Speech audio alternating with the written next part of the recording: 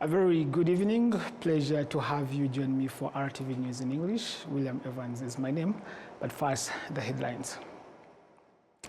The Speaker of Rwanda's Chamber of Deputies, Honorable Gertrude Kazarwa, has joined residents of Rulindo District in honoring and giving a dignified burial to 176 victims of the 1994 genocide against the Tutsi.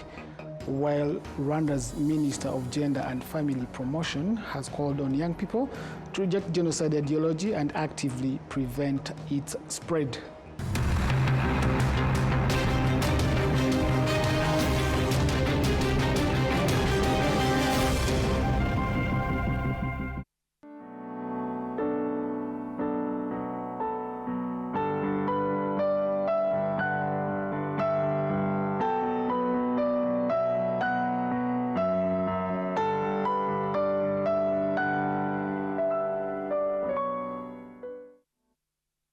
William Evans Mutabazi is my name, and now this is the news in detail.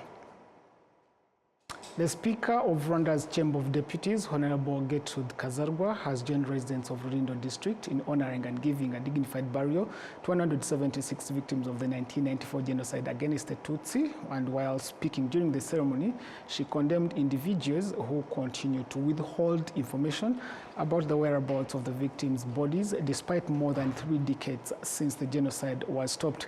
The bodies were laid raised at the Mvuzo Genocide Memorial in Mrambi sector after being discovered between January 18th and 23rd this year in Goma sector. Most of the bodies were recovered from the mass graves near Gitete Catholic Parish. For many survivor families, the burial brought long-awaited closure after 32 years of uncertainty. Some were able to identify their loved ones, offering a measure of relief, while leaders from various institutions joined the community in paying tribute as concerns persist over genocide ideology in the district. Minister of the National Unity and Civic Engagement, Jean Damascene Bizimana, noted that Rulindo remains among areas facing challenges related to unity and reconciliation indicators. Speaker Kazarwa reiterated the call for truth, urging everyone with information to come forward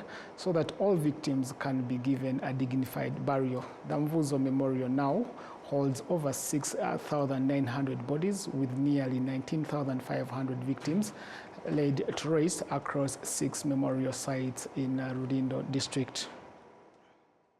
Rwanda's Minister of Gender and Family Promotion, Honorable Uwimana Console, has called on young people to reject genocide ideology and actively prevent its spread. She made the remarks during the 32nd commemoration of the 1994 genocide against the Tutsi, held at Murire Genocide Memorial in Rwamagana District. Murire Hill is one of the sites where Tutsi from former communes including Bichumbi, Gikoro and Rutonde sought refugee. A survivor, Jean de Die Gatama, recalled the resilience of those who sheltered there, resisting attacks for more than 12 days against Interahamwe militia led by Sam Semanza, who later was convicted by the International Tribunal along with local authorities of the time. Minister Uwimana emphasized that remembrance is not a one-day event, calling on youth to remain vigilant against genocide ideology. The Murire Memorial is the final resting place of more than 27,000 victims. To more news, in Bugesera district, residents have commemorated families completely wiped out during the 1994 genocide against the Tutsi. Survivors say that remembering these families is essential in ensuring that such atrocities never happen again. In the former Nyirarukobwa sector, more than 100 Tutsi families were entirely exterminated. Godanse Karemera, representing the Nyirarukobwa Family Association, says that although 32 years have passed, the pain of losing entire families remains, but remembrance brings some comfort. Members of Parliament Marie-Therese Ubutatu, who joined residents of the at the commemoration reassured the community that such a loss will never be repeated. Across Bugesera district, more than 700 families were wiped out during the genocide against the Tutsi.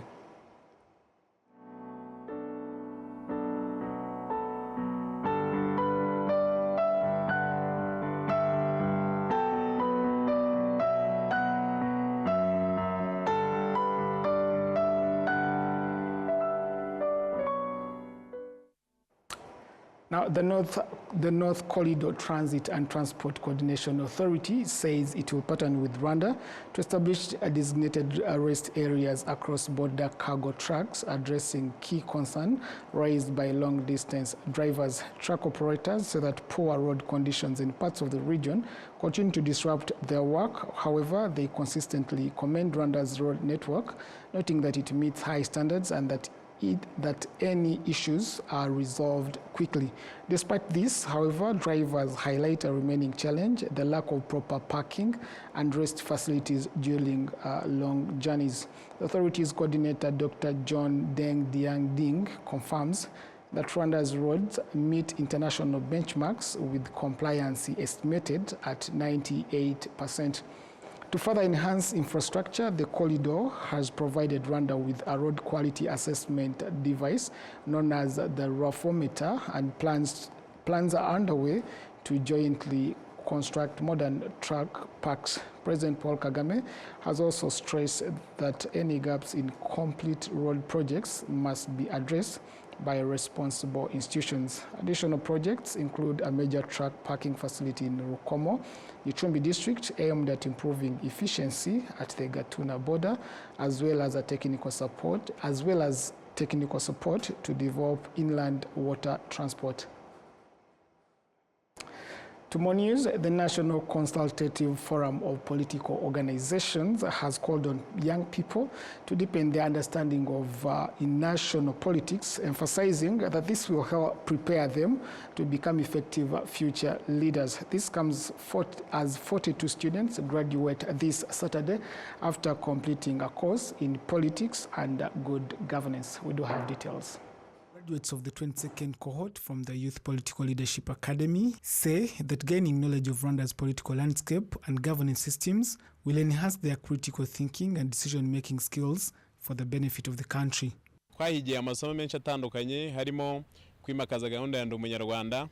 We have learned several valuable lessons, including promoting the Ndi Umunyarwanda program, the Made in Rwanda initiative, engaging in uniting and all-inclusive politics, and many other things. The teachers have helped us become leaders with deep Rwandan values for the good of all Rwandans.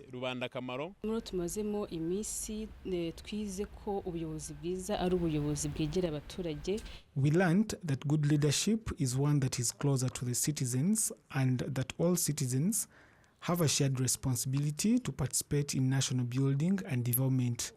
Such lessons have left me as an individual with deep appreciation of leadership, beyond just positions, but as good decisions that contribute to the well-being of all citizens.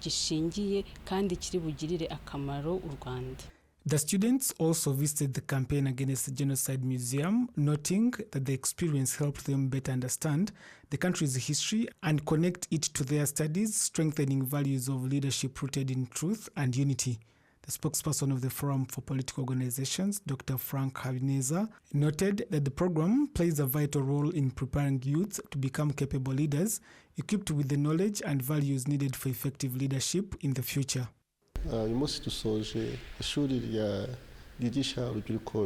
Today, we conclude the 22nd edition of the Youth Political Leadership Academy, and honestly speaking, these are aimed at making them better leaders of tomorrow.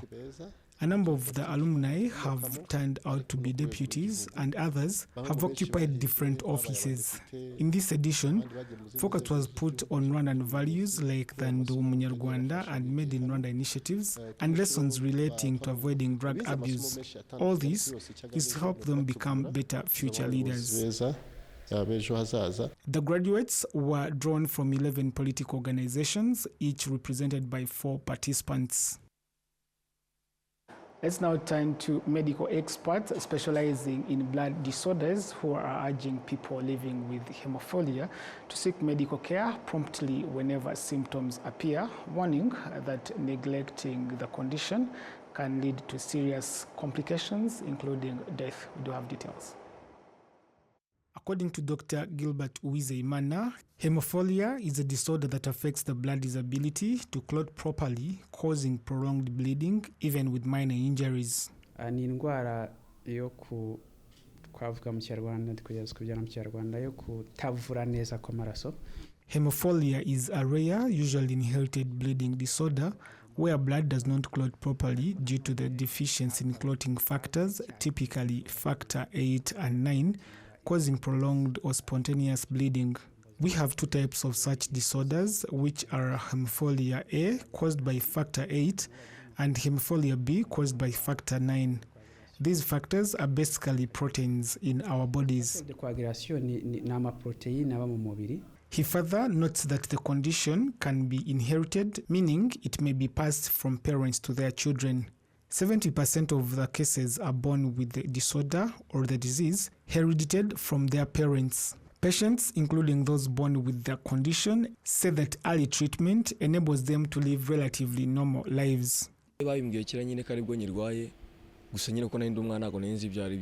told me I was suffering from this disease long ago, but being a child, I didn't know what that meant. We can do exercises, for example, but not all of them. For example, we cannot do weightlifting, but we can do simple exercises at home. The vice president of the Rwanda Hemophilia Organization, Mujawimana Alice, says that the association supports patients in accessing treatment, which is often costly and difficult to obtain individually. First, the association helps us look for medication, which is gotten through donations because we can't afford it. Dr. Uwizeyimana emphasizes the importance of early diagnosis and urges people not to ignore symptoms while also calling on young medical professionals to strengthen their knowledge of the condition.